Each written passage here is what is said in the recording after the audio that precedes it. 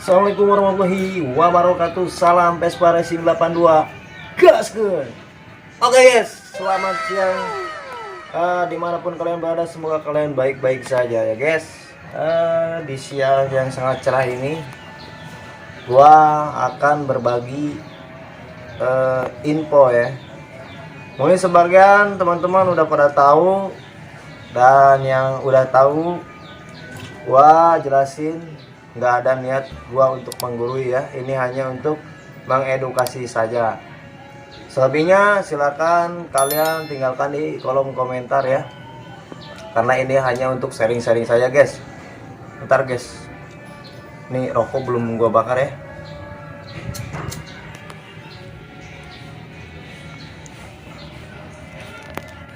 Oke, gua langsung aja ke topik pembahasan apa yang mau gua edukasikan untuk kalian semua ya. Kebetulan gua tadi udah sharing-sharing, mungkin nggak gua sebutin, tapi salah satu teman kita atau teman gua yang ada di channel gua yang sudah subscribe ya. Oke, gua ingatkan untuk kalian ya guys ya, kalian kalau ingin mengupgrade mesin khususnya Vespa ya, kalian harus utamakan dulu konsep, karena konsep itu menentukan hasil ya. Entah kalian mau porting, entah kalian mau up piston, itu harus sesuai dengan konsep dan tujuan kalian. Contoh, kalau kita kejar KPJ kilometer per jam, sebenarnya motor standar juga kenceng guys, gitu kan, kenceng. Cuman di situ kebanyakan ada yang salah persepsi ya, dengan acuan karbu gede, dengan piston gede, dengan istilahnya papas blok atau papas head. Bukan ke situ guys ya, semua itu sih konsep. Makanya gua nggak ngomongin masalah hitungan, gua tegasin gua bukan nggak dihitung guys ya, gua dihitung cuman nggak gua share. Karena apa? Setiap engine, contohnya ini motor nih 3 nih, ini setupnya beda-beda guys ya, termasuk yang ini yang Mas Wisnu ini ya, setupnya beda-beda, hitungan pun beda-beda guys. Dan untuk motor kalian juga pasti beda ya, gak mungkin sama guys gitu kan. Makanya gua hanya saranin caranya aja, sombong amat. ketahui dulu standarnya berapa. Contoh dari lubang exhaust, standarnya berapa, tinggi exhaust, lebar exhaust, tinggi lebar exhaust berapa gitu kan. Baru kalian mau menentukan piston yang kalian pakai itu berapa. Oke, ini gua langsung ke perbedaan dari sebuah intake ya, khususnya untuk di Vespa ya. Oke guys,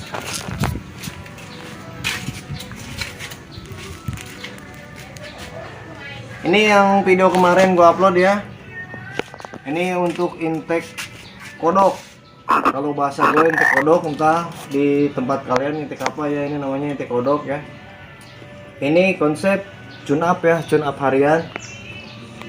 Dan gua custom ini lubang busi di tengah ya guys ya. Ini custom lubang busi di tengah. Jadi kalau masalah head, kita mau custom lubang busi di tengah atau setengahnya dari pinggir, kita acuannya kayak Malosi ya, kayak gitu bisa aja guys.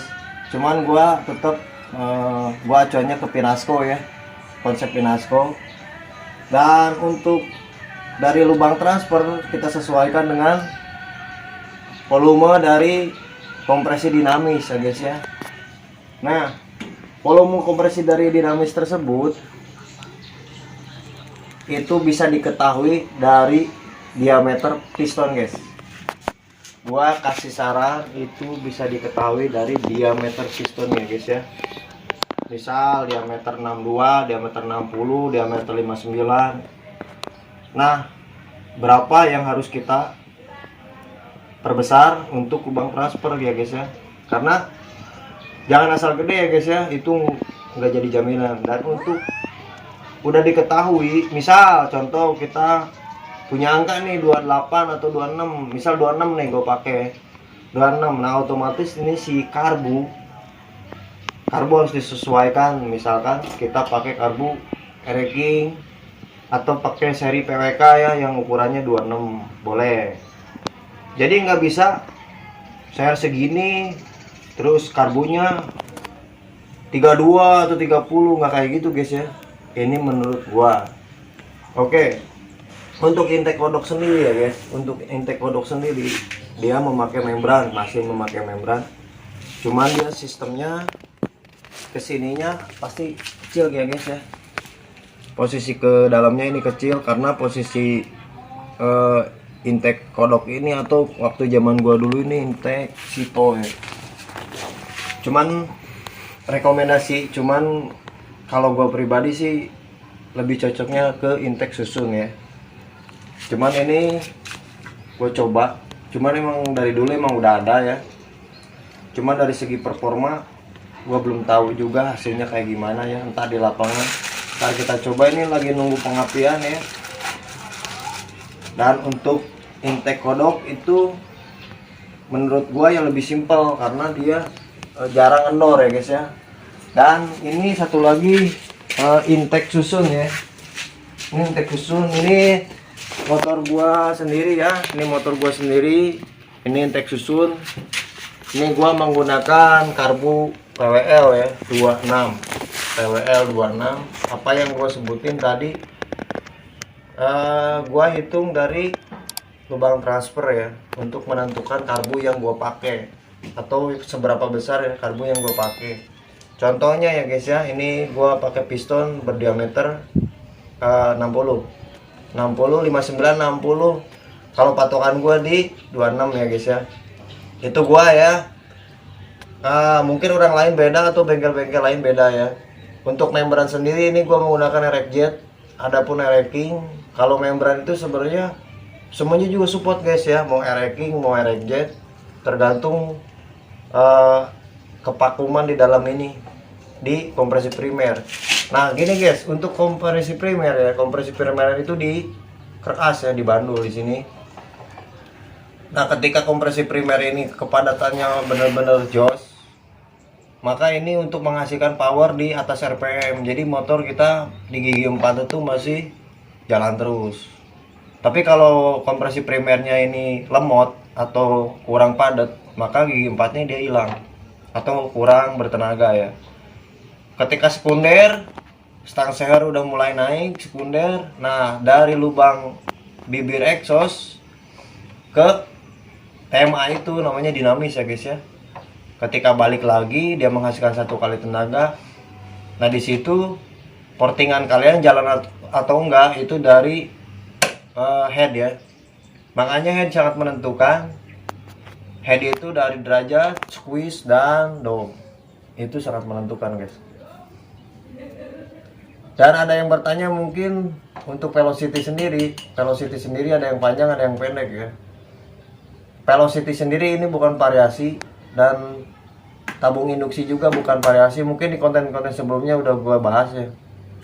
Karena tabung induksi sama velocity ini sangat berpengaruh ya guys ya.